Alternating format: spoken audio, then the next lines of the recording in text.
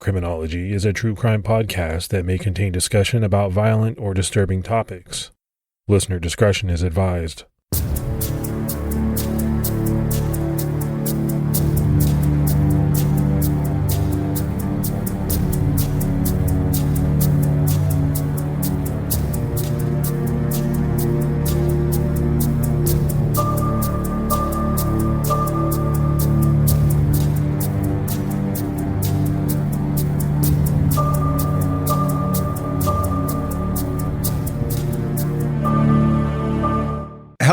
And welcome to episode 411 of the Criminology podcast. I'm Mike Ferguson. And this is Mike Morford. Mr. Morford, how you doing this week, buddy? Doing good. A little bit tired. I was just talking to you before we started. I wake up super early, usually between 3:30 and 4:30 every morning. And by 9 o'clock when we record, I'm getting a little bit ready for a nap. So that's what I'm thinking is on the slate for today. How about you? I'm doing great, but yeah, we just discovered that you're waking up pretty close to the time that I'm actually going to bed. So we have very different schedules. Yeah, I definitely can't handle that anymore at my age. You're lucky you still can. Yeah, we're just about a week out from CrimeCon Vegas. This episode actually drops the weekend before CrimeCon in Vegas at Caesar's Palace. So we wanted to give one final mention to listeners that we're going to be on Creators Row. So if you're there, please stop by, say hi. We also want to remind everyone that we're having our annual joint Criminology TCAT CrimeCon meetup, and that's Saturday night, May 30th at 8 p.m. at the Vista Cocktail Lounge. So if you want to come by and hang out for a bit, that should be a lot of fun, and we hope to see you there. So now that we have all of that out of the way, let's jump into this week's episode.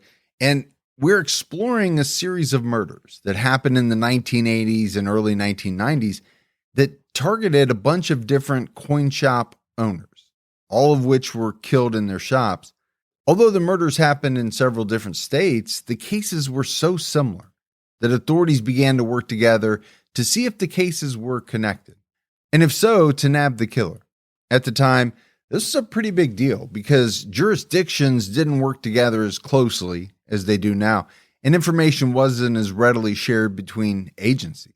We've seen how the lack of cooperation between agencies and different jurisdictions has hindered investigations in the past, particularly when it came to serial killers who were moving around, whether it was just one state or several.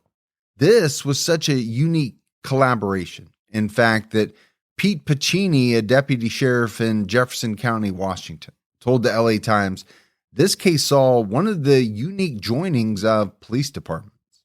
In each of the cases we'll be discussing, a friendly and helpful stranger had recently started hanging around the coin shops where the murders would occur. This person, a very tall white male, was polite and knowledgeable about coins and valuables. The man was persistent too, coming around all the time and just kind of making himself at home. He told each coin shop owner a different but very similar story about being local, but not too local that anyone would recognize him, and having some incoming money that he was looking for ways to invest. Once the store owners had gotten more familiar with his presence and started letting their guards down, but before he had worn out his welcome, the man would come back just before closing, armed, and he would strike. The weapon used in each case was a small caliber firearm. Luckily, in many of these cases, the coin shop owners mentioned this new patron to others, helping investigators put together an MO and a profile. Today, we do know the identity of the coin shop killer. There are multiple coin shop murders for which authorities believe Charles T. Sinclair is responsible. Though, as we'll discuss, Sinclair is not the only coin shop killer there has been. It does seem like he could be the one behind these specific murders. These crimes feel eerily similar and fit the pattern of Sinclair's other crimes, and it can be proven that Sinclair was in the area at some point, or there was direct evidence that linked him to the crime scene. And as we'll discuss, this Sinclair guy was very dangerous, but at the same time, he used his natural ability to gain the trust of his victims. Charles Thurman Sinclair, the youngest of 4 children, developed an interest in coins early on. Maybe it was inevitable. After his father died when he was young, his mother supported their family with a coin-related business. a coin-operated laundromat where she would also take in clothes to iron. As he grew up, Sinclair started his own coin collection. The interest was something that never left him. He was a Navy veteran and had served in the Vietnam War. Back home, he worked in the oil fields. Eventually, he was able to open his own coin shop in Hobbs, New Mexico. He put his own collection up for sale in the store, using coins he already owned to create an inventory for the shop. After a while, he was able to start buying, selling, and trading weapons, too. So, more, if you ever collect coins or anything like that? When I was a kid, I had some coins that my grandparents got me, a couple books with some coins in them, and little boxes that came with some coins, and I had some stamps, too, but I didn't really get too heavily into it. How about you? No, I do tend to, I don't know if collect is the right word, but I do tend to get interested in owning multiples of certain types of things. But I've never been into coins. Trading cards I was into as a kid and even as I was an adult, but I don't do that anymore either. In 1985, Sinclair's shop in Hobbs, called the Shooter's Supply, burned to the ground. Authorities suspected that the fire was the result of arson, but didn't have enough evidence to charge Sinclair. Since he wasn't able to operate the business anymore, he couldn't pay back a loan he had from the bank, and he ended up defaulting. The lender attempted to collect the collateral he had put up for the loan, which was a few guns, but Sinclair had been ready for that and had a plan. Instead of giving up his guns, he left town and began to move around the United States with his family. We know he was in Utah, Montana, California, Alaska, Wyoming, and Washington, though it is suspected he visited other states as well. After realizing that the Sinclairs had fled, New Mexico authorities noticed that they owed the state more than $30,000. As part of their business, they processed and charged for hunting and fishing licenses. The Sinclairs failed to turn the fees they collected over to the state before the shop burned down, and they skipped town. Authorities in New Mexico charged Debbie Sinclair with embezzlement. It didn't matter much at the time since the Sinclair family had left the state and had assumed new identities. But eventually, it wasn't just a matter involving money that had investigators trying to track down Sinclair. On May 4th, 1990, 29-year-old Kelly Finnegan was shot in the head at his store, Legacy Coin Shop, located in Murray, Utah. Luckily, he survived and was able to provide investigators with a lot of useful information. Finnegan told investigators that the shooter was a man from Texas named Jim Stockton, who had been coming around the shop recently. According to Finnegan, this Jim Stockton character was a newer but familiar face in his shop. So on May 4th, when Stockton came in right before closing, as Finnegan was locking away the most valuable items in his safe, he wasn't worried. He didn't feel unsafe. In fact, he let Stockton use the restroom and even turned his back to him. Finnegan told the LA Times, "I had gotten used to him, and that when he turned around to put something away, Stockton mumbled to him, 'You dumb bastard.' I turned around to say, 'What?' And in that split second, he shot me." Thankfully, the bullet basically grazed his forehead, something usually attributed to the fact that he was turning around at the moment the gun was fired. But it was enough to hurt and enough to cause him to bleed, so much so that he was able to convincingly play dead. He could hear Stockton walking around the shop, stepping over what he thought was Finnegan's dead body. As he decided what to take with him, he seemed to be in no hurry. Ultimately, he stole about $60,000 worth of items, including gold, coins, and antique pocket watches. Finnegan was later able to confirm that Jim Stockton was actually Charles Sinclair, using one of his many aliases. And man, Morf, what a scary situation. I mean, these types of businesses, I've never worked in one, but it seems like they'd be a little scary just because I think he was probably in there mostly by himself. You don't have any backup. You don't have anybody else around in case someone, gets physical or in this case, pulls out a gun. But to be shot in the head, no less, that's the stuff of nightmares. But luckily it was just a grazing shot. And I think he was able to play it off. Like, this guy really thought he had killed him. And I think the way that he did play it off saved his life, probably. It seems lucky that he was turning at that exact moment, or he would have probably taken a lot more bad shot to the head. Could have been one that ended his life.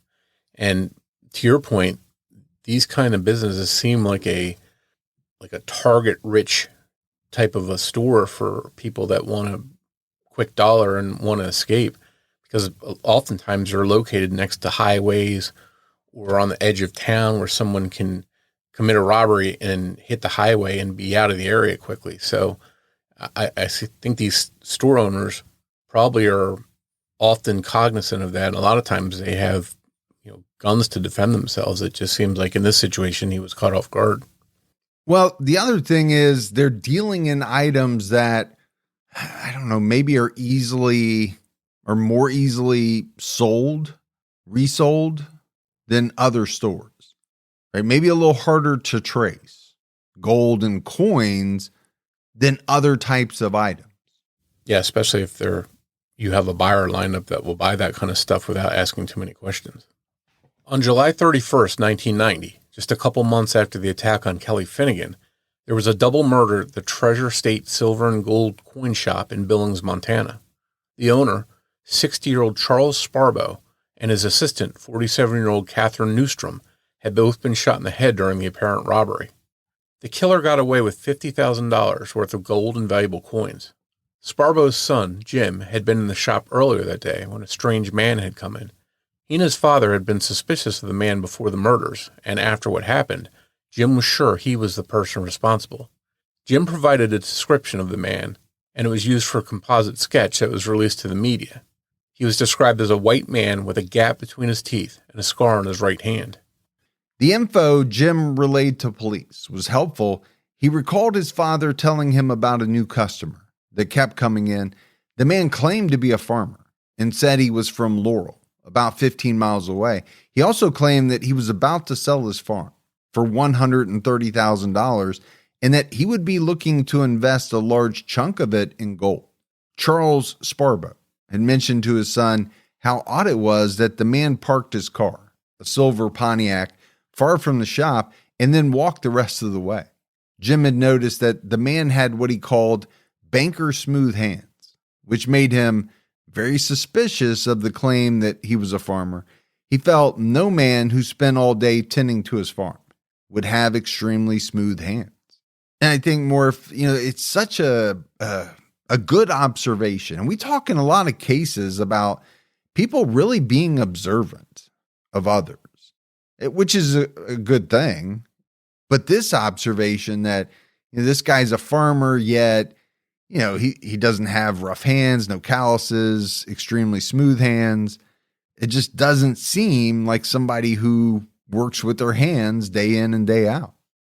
Yeah, I thought that was a neat observation, because if you think about it, if you see somebody with grease under their fingernails, maybe greasy hands, well, you could maybe guess, okay, this is a mechanic or somebody that works around machinery or a farmer or something like that, versus, someone with well manicured, soft hands that, they're likely in some kind of white collar job where they're not doing a lot of stuff with their hands. So that's one important clue he was able to relay that may have given police some helpful information.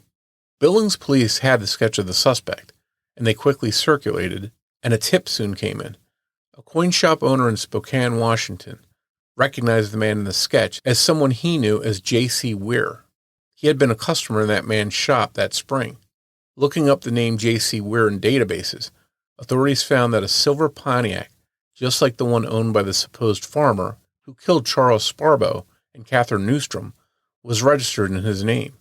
Spokane authorities found that Weir's driver's license had been surrendered in Wyoming. The new license issued there listed a false address in Jackson Hole. A silver Pontiac was found abandoned at the airport there. Authorities knew they had the right car because inside they found a .22 caliber handgun, a silencer, and coins that had been stolen from Sparbo's shop in Billings. At around the same time, police developed information that J.C. Weir was really Charles Sinclair, and that Sinclair was already being sought by authorities in New Mexico. So I think, Morf, there's some really good police work here, but there's also people who are giving the police some really good information to work with, right? We've talked about a bit of it. The one thing that really jumped out at me here is that this person, who they believe is Charles Sinclair, is going to kill two people, rob the store, and then flee, leave his car at the airport. Now, that part doesn't surprise me, but inside, he leaves the handgun, the silencer, and some coins that can directly tie him to the Sparbo's shop. I mean, that doesn't seem like a master criminal, right? There's some things there that can really tie you to the crime scene. Yeah, I wonder if it was like a flippant attitude on his part, like he didn't think the cops would find him, or he wasn't prepared for them to find him that quickly. Maybe he planned to get that stuff hidden by the time they came looking for him, if they ever came looking for him. So maybe he was just sort of caught in the middle of his plan and wasn't able to get rid of that stuff. Yeah, it could be, but obviously, and I hate to say it this way, but it's an error on his part. Now, we like it when criminals make these types of errors because it's ultimately what helps, them to being caught and being charged and convicted. So we don't want perfect criminals, but I think it's worth pointing out mistakes that they make that ultimately tie them to these crimes. They were the coins that were stolen from Sparbo's shop. So how do you explain that away if you're him? My wife and I have been struggling with our sleep to the point where we thought we needed a new mattress. But we found out that the truth is most people aren't sleeping poorly because of their mattress. It's because they're sleeping on old bedding. And that's the fastest and simplest way to upgrade your sleep is upgrading what touches you all night, your bedding. In steps Boll & Branch. They have signature sateen sheets, breathable pillows, cozy waffle bed blankets, and beautifully crafted comforters, all designed to work together for comfort and temperature regulation. It's a pretty easy swap that transforms how your bed feels instantly. My wife and I started using their signature sheets. We even got one of the cozy waffle bed blankets. And I'm telling you right now, we're sleeping better. My temperature feels more regulated. So our next purchase is probably going to be the comforter. Get 20% off your first order, plus free shipping during the Memorial Day sale at bollandbranch.com/criminology with code criminology. That's Boll & Branch, BOLLAND branch.com/criminology, code criminology to get 20% off. bollandbranch.com/criminology, code criminology. Exclusions apply. Folks, lately I've been trying to change up my style, trying to lean into pieces that feel easy, comfortable, but still put together. It just makes getting dressed simpler. And Quince has been my go-to. Quince has all the wardrobe staples for spring. 100% European linen shorts and shirts from $34, 100% Pima cotton tees with a softness that has to be felt. And their pants hit that same balance. They're relaxed, they're comfortable, but they're still polished enough to wear pretty much anywhere. Everything at Quince is priced 50 to 80% less than what you'd find at similar brands. Quince works directly with ethical factories and cuts out the middlemen, so you're getting premium materials without the markup. I recently added to my Active Flow Knit line from Quince. I love their pieces. The fabric is amazing. It's so soft. I love their shorts, their joggers, their tops. And it costs so much less than other brands I used to buy from. Refresh your everyday with luxury you'll actually use. Head to quince.com/criminology for free shipping on your order and 365-day returns. Now available in Canada too. That's QUINCE.com/criminology for free shipping and 365-day returns. Quince.com/criminology. For years on this podcast, we've struggled to get ads related to cats and dogs, right? We all love our pets, and we know our audience does as well. But we have a new one, which is Smalls. Smalls makes fresh cat food that is protein-packed with preservative-free, 100% human-grade ingredients that you would find in your fridge, and it's delivered right to your door. My daughter has 2 cats who, at night, when they go to bed, they're my cats. And I can tell you, they love Smalls better than anything else they've ever eaten. They are so excited when it comes time to eat. And Smalls also has, catnip treats and all kinds of other toys with catnip in them. So I get to be Papaw who has the treats. Smalls is just an amazing brand. Forbes ranked Smalls the best overall cat food. And BuzzFeed says, my cats went completely ballistic for this stuff. After switching to Smalls, 88% of cat owners reported overall health improvements. And you can try Smalls risk-free. They'll refund you if your cat won't eat their food, but I'm betting they will. So stop serving your little carnivore a bowl of processed shortcuts. For a limited time, because you're a Criminology listener, get 60% off your first order, plus free shipping and free treats for life when you head to smalls.com/criminology. That's 60% off your first order, plus free shipping and free treats for life when you head to smalls.com/criminology. Authorities finally caught up to Sinclair in Kinney Lake, Alaska, about 85 miles north of Valdez. Sinclair and his wife and their 2 children were living there at the time, hoping to buy their own farm. He was arrested on August 13th in 1990. At the time, he was going by the name James Charles Weir.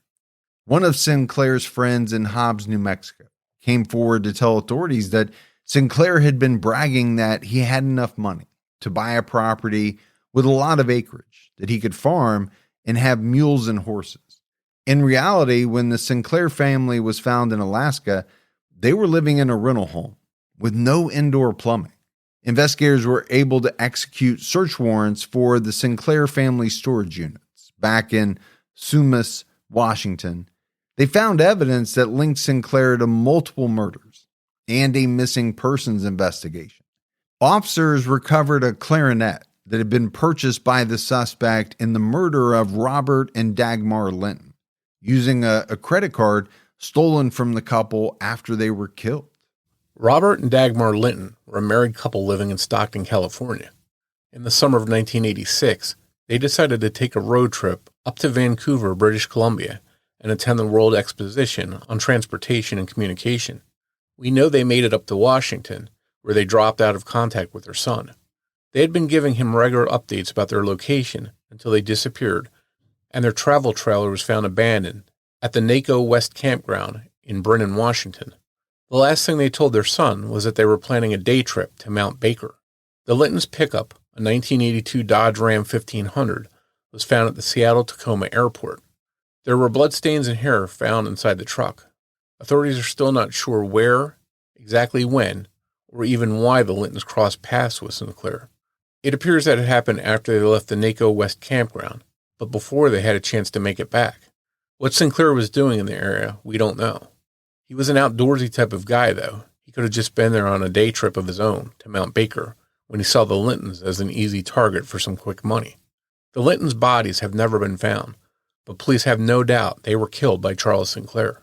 The Lintons' credit cards were used to buy gas in a movie 125 miles away from Brennan, where their trailer and belongings had been left. Someone used their cards as they traveled south through Oregon.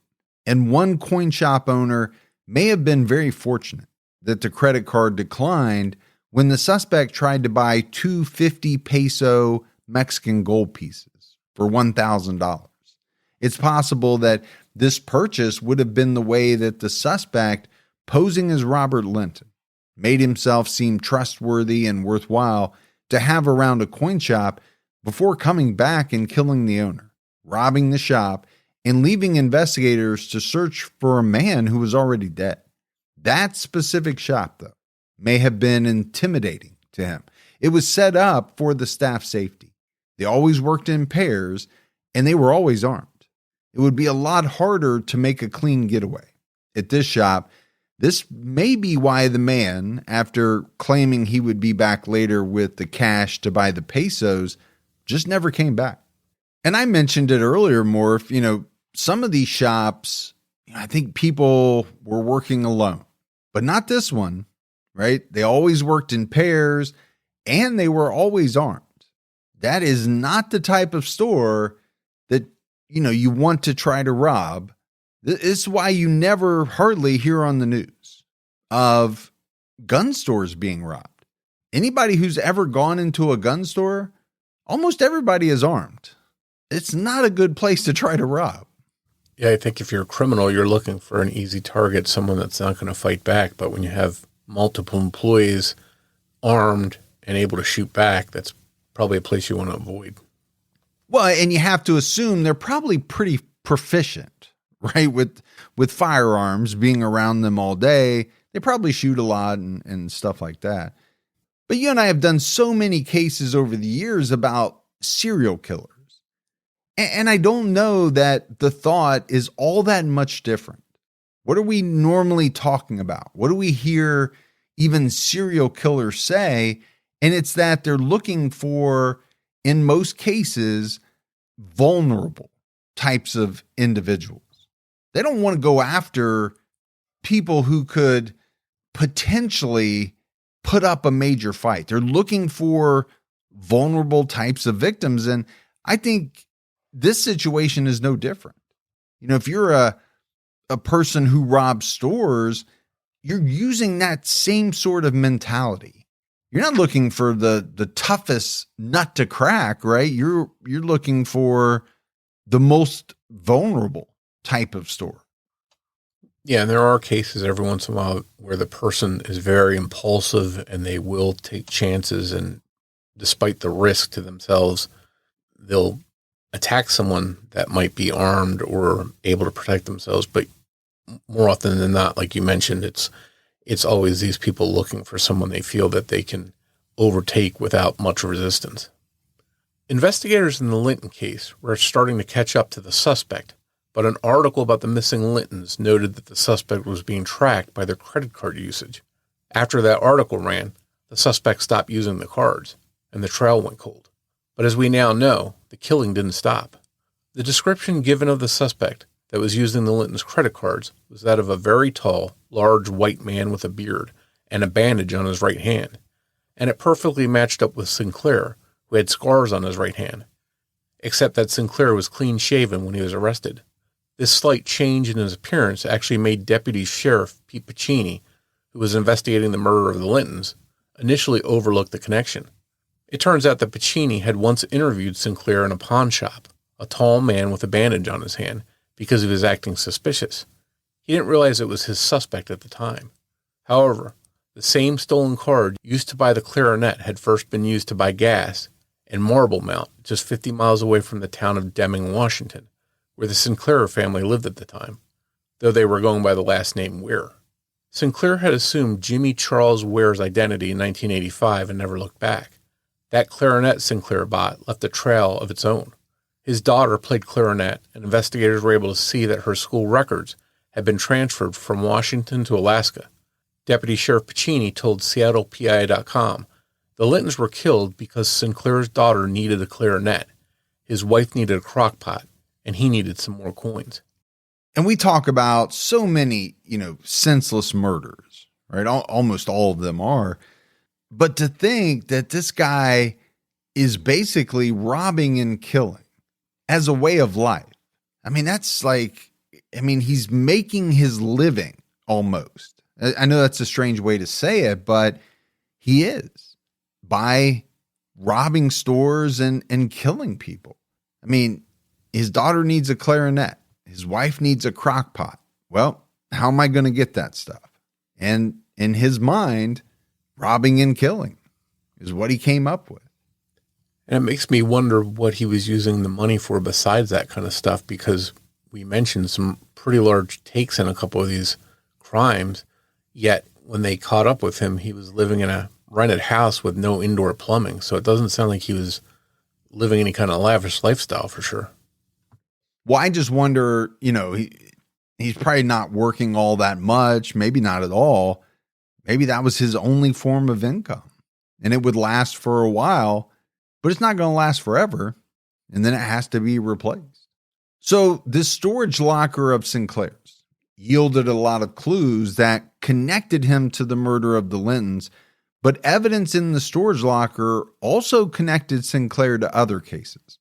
According to Vacaville, California Police Department Sergeant Mike Cook, in an interview with the Deseret News, very specific evidence related to the murder of the owner of the Golden Hills Coin Exchange was found in Sinclair's possession.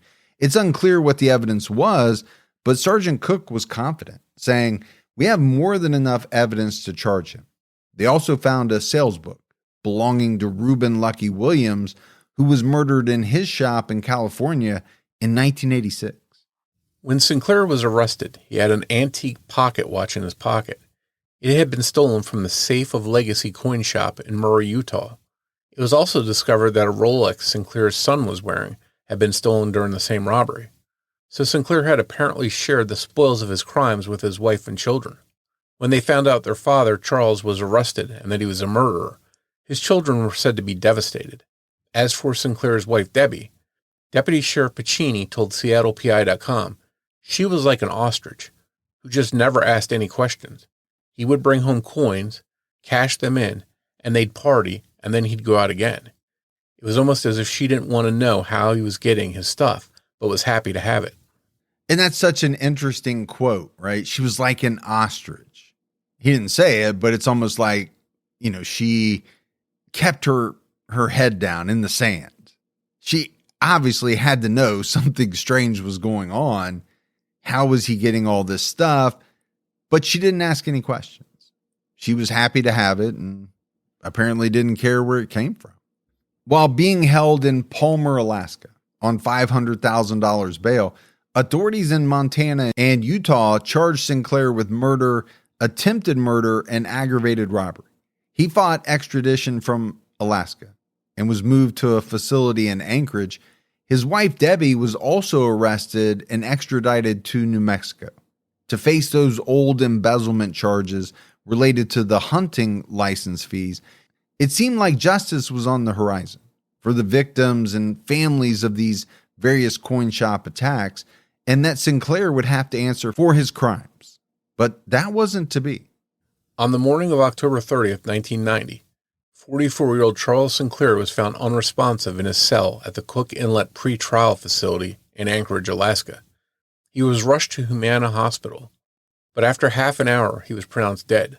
The cause of death was ultimately heart failure, but it initially appeared that he intended to die, as a toxicology test showed that there was an elevated level of propranolol found in his system. The medication had been prescribed to him to treat his high blood pressure following a heart attack in 1989. A coroner's jury determined that there was a drug overdose. The massive dose of the drug, 3 times more than he should have had in his system, apparently caused his heart to stop. The jury found that the overdose was accidental and not intentional. Charles Sinclair's death was not the ending anyone wanted. They wanted to see him tried and convicted and sentenced for his crimes. Kelly Finnegan, the only victim known to have survived an attack by Charles Sinclair, told the LA Times, "I feel cheated.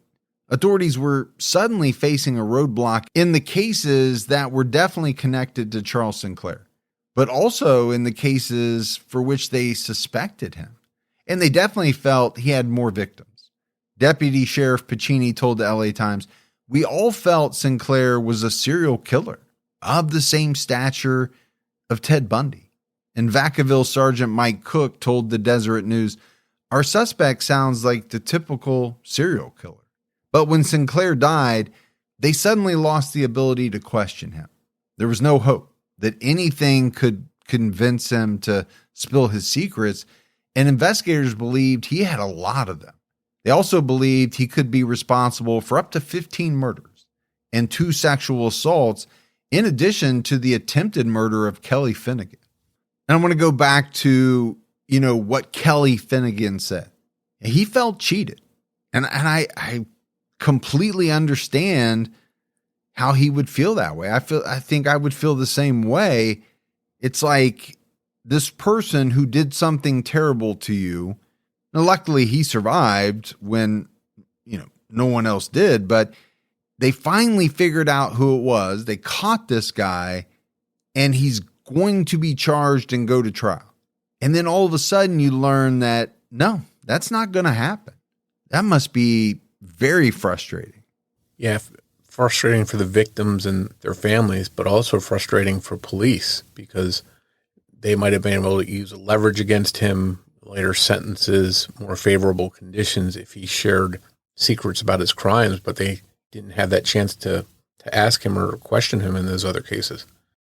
The GLP-1 pill you've been waiting for is now on Ro. Yep, it's finally here. With the same clinically proven ingredient, now in a pill, and now on Ro. It's the first FDA-approved GLP-1 pill for weight loss at the lowest price available. That's one daily GLP-1 pill for big results. Now on Ro.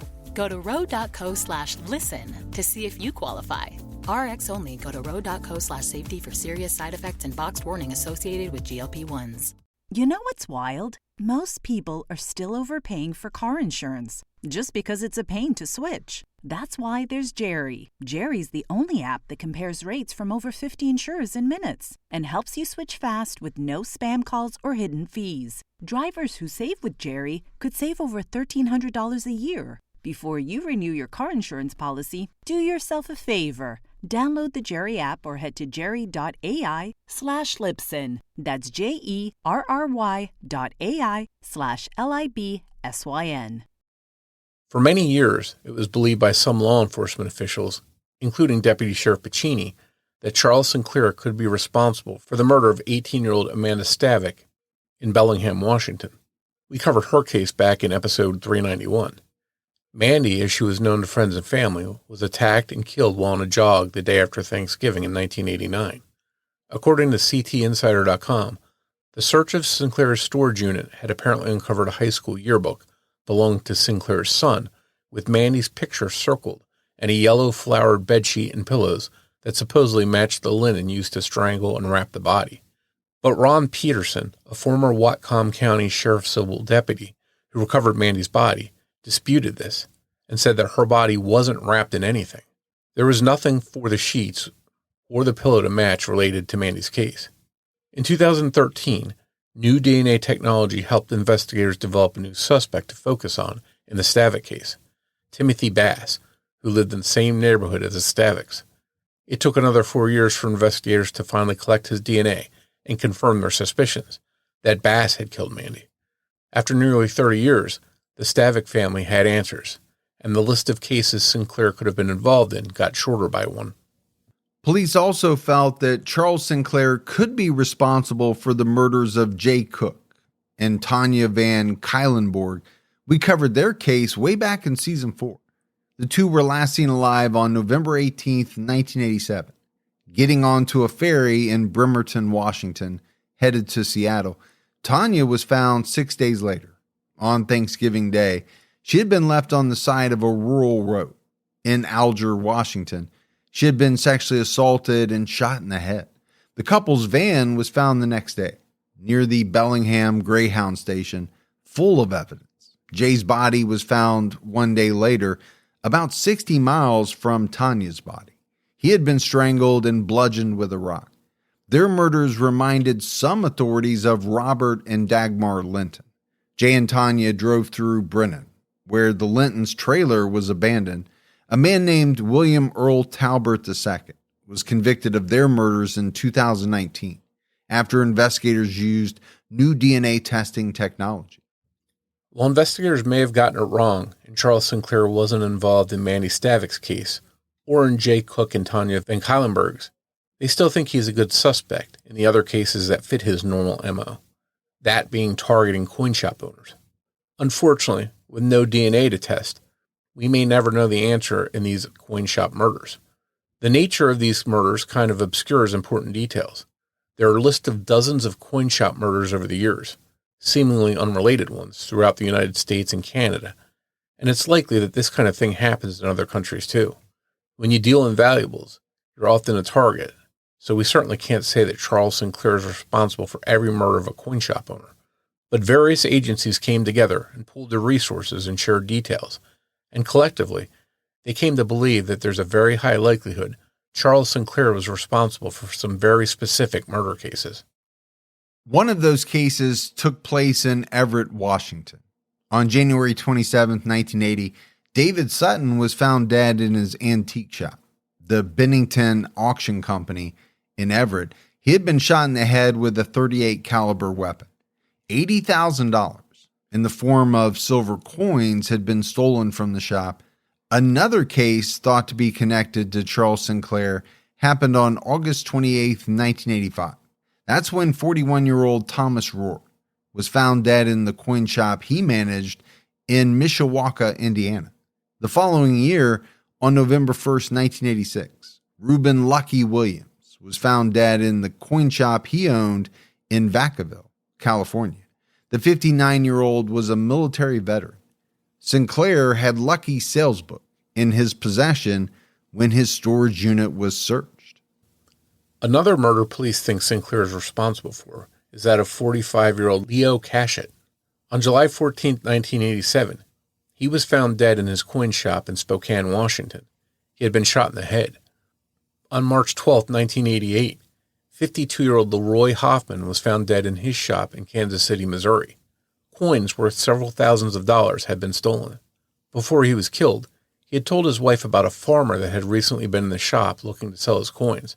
Hoffman's wife told the LA Times that her husband was planning to buy the man's large collection. It's not clear that Sinclair was ever in Missouri, but this farmer role was part of his exact ruse. Different weapons were used in the murders of these coin shop owners. Some were .22 caliber, some were .38 caliber, but Sinclair did have access to multiple guns. After all, he sold guns, along with coins, out of his own shop. According to an FBI bulletin, along with Jim Stockton and J.C. Weir, Sinclair also used the names Carl Lynch, Charles R. Williams, Robert Jarvis, and John. It turns out that Sinclair regularly went hunting with a man named J.C. Weir. How he ended up with his car, or even if it was the real J.C. Weir's Pontiac, isn't clear. Investigators recovered equipment for making false identification cards in the Sinclair family storage unit. So maybe the Pontiac belonged to Sinclair, but had been falsely registered in J.C. Weir's name. It's unclear whether Weir was aware that Sinclair had stolen his identity. In 1990, Charles Sinclair traveled through Quebec, Ottawa, Yukon, and Whitehorse, Canada. The FBI's map of Sinclair's movement has him in every single western state from 1982 to 1990, with the exception of Nevada and Arizona. Some people find this odd that he would go to every western state, but those two especially, because in Nevada, with Vegas and Reno, you have a seemingly endless supply of potential coin shops that he could have targeted. If we look close enough, we may find crimes in those two states that match Sinclair's MO, but officially, there are no crimes that are connected to him. And I just wonder, Morf, if maybe he skipped Nevada, and especially, Vegas and Reno. Yeah, they do have a lot of coin shops, but I feel like many of them are of the larger variety, with probably more people, more security than maybe a small town type of coin shop. Again, if you're looking for maybe the easier type of robbery situation, you want to hit, at least in his mind, probably these smaller places where there might only be one person working. You don't want to go into Vegas with all these people and hit a large store. Yeah, there's probably more to gain from it, but there's also a lot more risk involved. But the other thing that jumps out at me is this guy is all over the place. He's in so many states in the U.S. He is in a bunch of territories up in Canada. I mean, it just seems to me that this guy was essentially living his life, funding his life by moving around, using different identities, and robbing these types of stores. I don't think there's any doubt about it. Now, how many robberies and murders can be attributed to him? Okay, there are questions there, but I don't think there's any doubt that there's quite a number of them that he committed over the years. I do believe this guy was a pretty serious serial killer. Yeah, when you go to that many states, it seems like an endless supply of stores that might have coins or similar businesses that he could have focused on. And maybe some of those cases in those states haven't been connected yet. He may have other victims. Well, and it's easy to say, okay, any coin shop killing, let's attribute to Charles Sinclair. But let's not forget, they actually found legitimate evidence in his storage unit regarding some of these robberies and murders. So I don't think it's just a matter of, doing a Henry Lee Lucas type of thing here where any murder that this guy could have possibly been anywhere near, we're going to attribute to him. There's actual evidence here connecting him to some. Some people believe that there was more than one coin shop killer and that when Sinclair died, similar cases happened. But, we talked about it earlier. Coin shops and their owners likely make for appealing targets.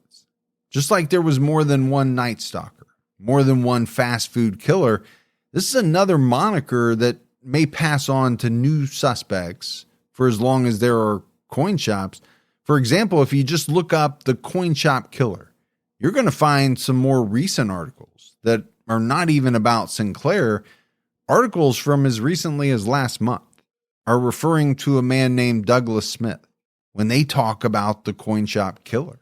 Douglas Smith was found guilty of killing 67-year-old Dwight Brockman and 76-year-old George Doc Manley at the coin shop in Cheyenne, Wyoming in July 2015. He was actually the one who called 911 to report a robbery happening at the coin shop. He claimed that he had been held at gunpoint and gave a detailed description of a suspect he made up. He was arrested after a 9-year investigation, which he continued to both insert himself in and interfere with. In April of this year, 2026, Smith died at the Wyoming Medium Correctional Institution in Torrington, Wyoming. He was 70 years old. Is it possible that he had more victims? It turns out that Charles Sinclair wasn't even the first coin shop killer. Years before Sinclair's first known murder, the moniker coin shop killer referred to Forrest L. Ethington, though there are those that believe that it was Sinclair, not Ethington, who killed Robert Rossberg, the owner of a coin shop in Pantego, Texas, in 1985. At one point, authorities even floated the idea that the two were working together. David Chapman, assistant district attorney in Tarrant County, Texas, told UPI.com, Ethington was always looking for someone he could recruit, someone cold-blooded to commit these types of crimes, and it would explain how coin shop murders continued when Ethington was behind bars. Chapman believed that Ethington certainly could have planned and supervised these types of crimes from inside the Texas penitentiary. Eventually, Ethington's conviction was overturned, and he was released on parole. In the end, we don't really know how many victims Charles Sinclair had. There may be more, but barring some new evidence coming to light years after his crimes, we may not find out what else Charles Sinclair did. Perhaps FBI Special Agent Ken Marishin said it best when he told the LA Times, the only one we know who knew the whole story was Charles Sinclair, and he took it to the grave with him. And as we wrap this one up more, it is a fascinating story, the story of Charles Sinclair. I think that quote, though, is exactly right. Anytime you have a situation like this, where you seemingly have this one person who's out robbing and killing, and they die before they ever go to trial, they do take pretty much all the information with them to the grave. And like we said earlier, right, it's frustrating for victims, the families of victims, but also law enforcement. You made a great point earlier when you said, had they been able to talk to Sinclair, they could have made, some kind of plea deal with him where they were able to, close a bunch of cases. if he was involved, but that all went away the moment he died. Yeah, and luckily he was not a master criminal because he left things in his storage unit that police were able to connect to other crimes. He left that car at the airport with stuff in it that was connected to a case. So he did make mistakes. And as you mentioned earlier, we like it when criminals make these mistakes because that helps police solve a lot of these cases. And I just wonder, because I keep making the parallels here to different serial killers, and I do think Charles Sinclair was a serial killer. I wonder if some of the stuff he kept in the storage unit were his trophies. Now, we know some of it was used, right? Given to family members, used by Sinclair, used by his wife, his kids. But there were some things that police found in that storage unit that were never going to be used. They weren't useful to anyone. And I just wonder if he kept them as a trophy or trophies. Yeah, that's definitely something serial killers do. I wouldn't put it past him because I agree. It definitely seems like he was a serial killer.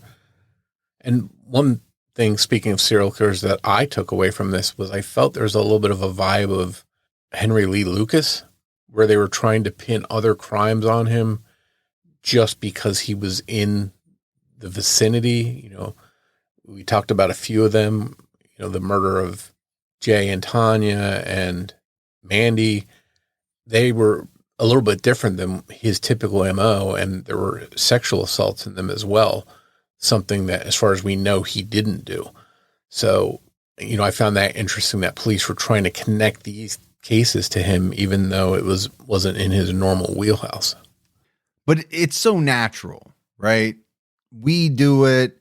When I say we, I mean the public does it, law enforcement does it. You're trying to make sense of some of these unsolved murders, and you find out about these really bad people, and you find out that they were in the area. It's kind of natural to think, well, could they have been responsible for some of these as well? Now, we know that he wasn't responsible for some of those, but I also think there's no way that authorities know his full scope of crimes. You think about someone traveling to as many states and areas as he did, also traveling, throughout Canada. He lived in a bunch of different places. I mean, it's scary to think how many stores he could have robbed, how many people he could have killed. Yeah, if it came out next week that some kind of physical evidence linked him to other crimes back in the 80s, I wouldn't be shocked at all, because I think there's probably more victims out there. Yeah, me neither. I'm right with you on that. But no doubt, he was a very nasty individual. To me, this thought of earning your living, for a lack of a better way of saying it, and providing for your family by robbing others and killing them. Not to mention, this thought that his wife kind of had an inkling, let's say, maybe even more than an inkling, that he was getting stuff that he probably shouldn't have. She didn't know how he was getting it, but she didn't ask any questions. And then you think about his children, who are obviously blameless, but they're going to learn, right, at some point. And now I'm sure they're much older, obviously, but that they used a clarinet to play, let's say, in the school band that was provided from a robbery and murder.